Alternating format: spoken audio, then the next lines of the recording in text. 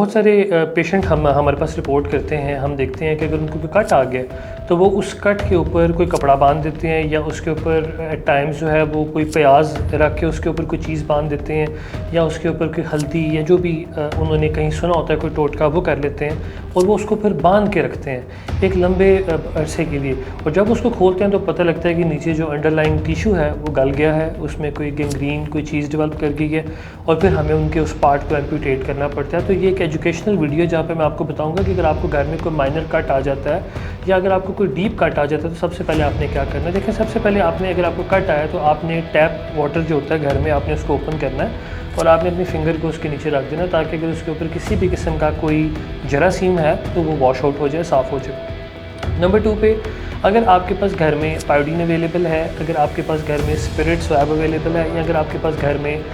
کوئی پولیفیکس tube available ہے، تو آپ نے فار دا ٹائم اس کے اوپر اپلائی کرنا ہے. اپلائی کرنے کے بعد آپ نے اس کو چھوڑ دینا ہے، اور آپ نے ویٹ کرنا ہے کہ آپ کا بلڈ رک جائے، اور اس کے اوپر کوئی بینڈیج وغیرہ اپلائی کر دینی ہے.